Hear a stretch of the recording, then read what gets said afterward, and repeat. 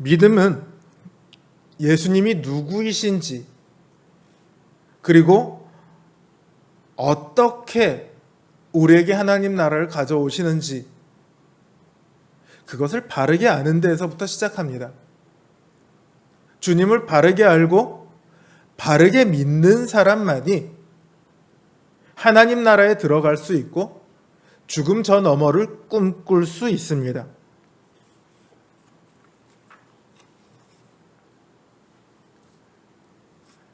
오늘은 그 바른 믿음이 우리의 삶에서 어떻게 나타나는가? 그것은 바로 믿음은 기도를 통해 나타납니다. 하나님께서는 나에게 필요한 것들을 모두 다 예비해 놓으셨어. 그러니까 우리가 굳이 기도할 필요가 없어. 하나님께서는 내 상황을 다 아셔. 그리고 선하신 대로 인도하실 거야. 그러니까 굳이 기도할 필요가 없어. 그 말은 반은 맞고 반은 틀렸습니다. 하나님께서 우리의 모든 상황을 아시고 모든 것들을 예비해 놓으셨고 선하신 대로 우리를 인도하신다는 사실은 참입니다. 그러나 그렇기 때문에 기도가 필요가 없다는 말은 거짓입니다. 하나님 나라가 믿음을 통해서 우리에게 나타날 때 그 수단이 무엇이냐? 바로 기도입니다. 오늘 본문을 보시면 예수님께서 변화산에서 내려오셨을 때 큰 무리가 모여 있습니다. 서기관과 더불어 사람들이 변론을 합니다. 이들이 왜 변론을 하고 있느냐 하면 제자들이 귀신 들린 사람을 못 고쳤어요. 예수의 이름으로 명하노니 귀신은 나가라! 아마도 이렇게 얘기를 했겠죠? 혹은 예수의 이름으로 명하노니를 안 했을지도 모르겠습니다. 귀신을 내어쫓는데 어쨌든 실패합니다. 그걸 보고 서기관들이 이때다 하고 달려듭니다. 거 봐라, 못 내쫓지 않냐? 예수는 가짜다. 이렇게 주장하고 나선 거죠. 그러던 차에 예수님께서 내려오셨습니다.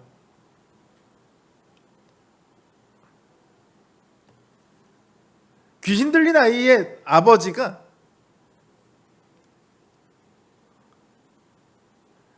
예수님에게 얘기합니다. 벙어리 귀신 들린 내 아들을 제자들이 못 고쳤습니다.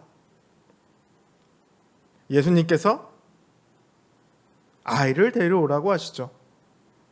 그리고 그 아이를 데려오니까 예수님께서 그 더러운 귀신을 꾸짖으시며 나가라고 명령하십니다. 그리고 그 명령을 따라 귀신이 나가게 되죠. 예수님은 봐라, 예수는 가짜다 이야기하던 바로 그 서기관들 앞에서 예수님은 자기가 진짜라는 것을 보이십니다. 제자들이 귀신을 내어쫓지 못한 것은 예수님이 가짜라서 그런 것이 아니죠. 다만 제자들의 믿음이 부족해서 그렇습니다.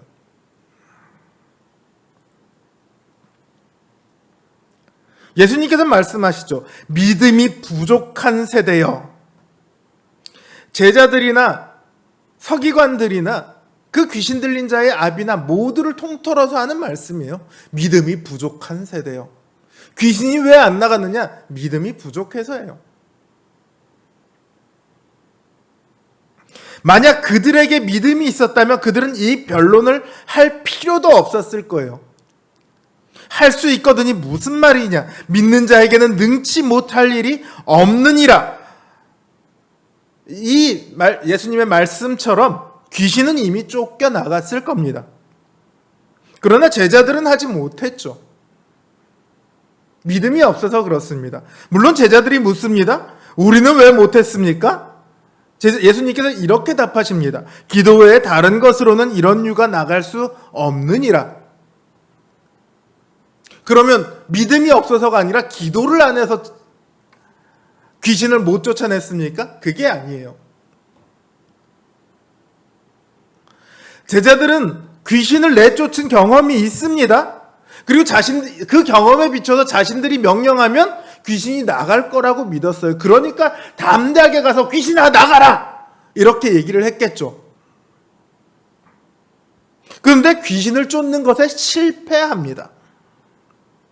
그 이유는 뭐냐면 그들의 믿음이 잘못되었기 때문입니다.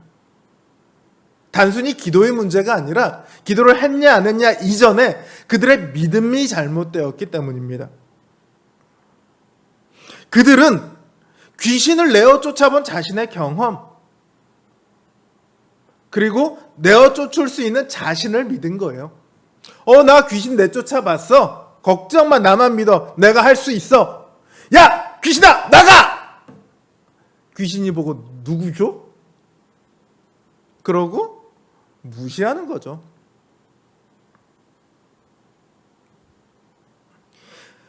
자신이 이미 귀신을 내쫓아본 경험이 있다는 것을 내세웠고 자신이 예수님의 제자라는 것을 내세웁니다. 그들의 마음에는 나는 할 수 있어! 라는 생각이 자리 잡고 있는 거예요. 예수님은 그걸 두고 믿음이 없다라고 딱 잘라서 말씀하신 거죠.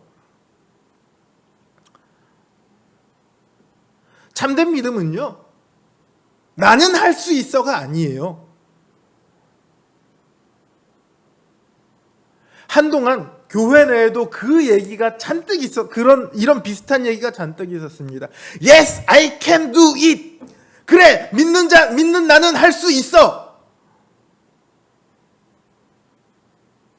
주인공이 누굽니까? 나예요. 초점이 나에게 맞춰져 있는 거예요.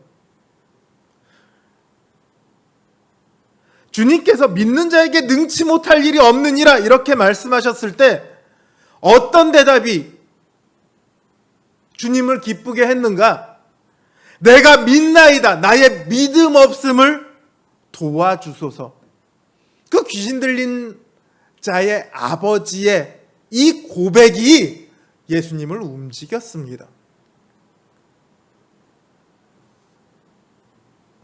예수님께서 인정하시는 믿음은 바로 이런 믿음입니다. 그래, 나는 할 수 있어!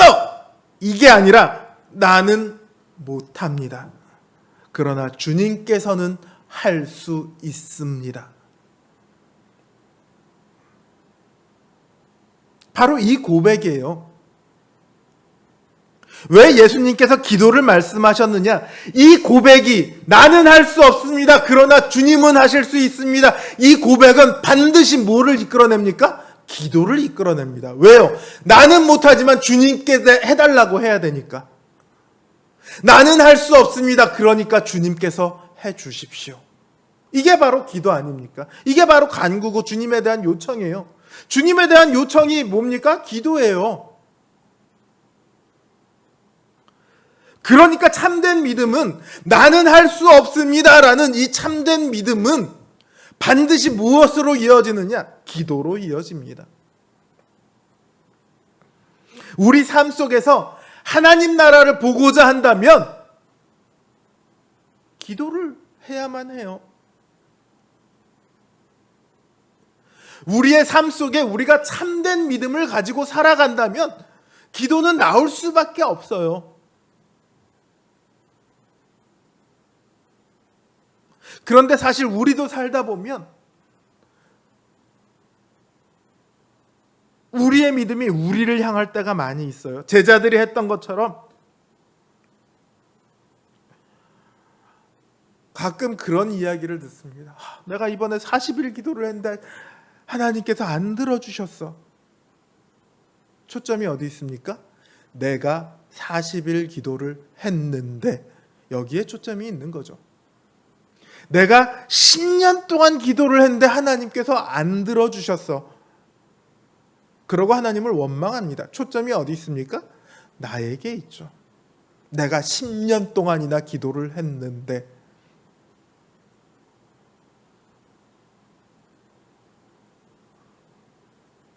기도는 많이 했지만 믿음은 없죠.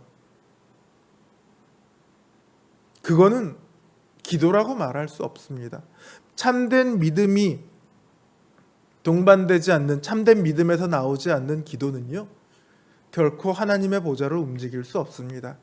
그런 기도로는 하나님의 나라를 우리 삶에서 품어 안을 수 없습니다. 믿음은, 참된 믿음은 나에 대한 믿음을 버리는 데서 시작을 합니다. 우리 인생 가운데 그 어떤 것도 하나님의 허락 없이는 이루어질 수 있는 것이 단 한 가지도 없습니다. 오직 하나님 아버지만이 우리 모든 시간의 주인이시고 오직 예수 그리스도만이 모든 상황의 주권자이십니다. 그래서 우리는 그분을 우리의 왕이라고 고백을 하는 겁니다.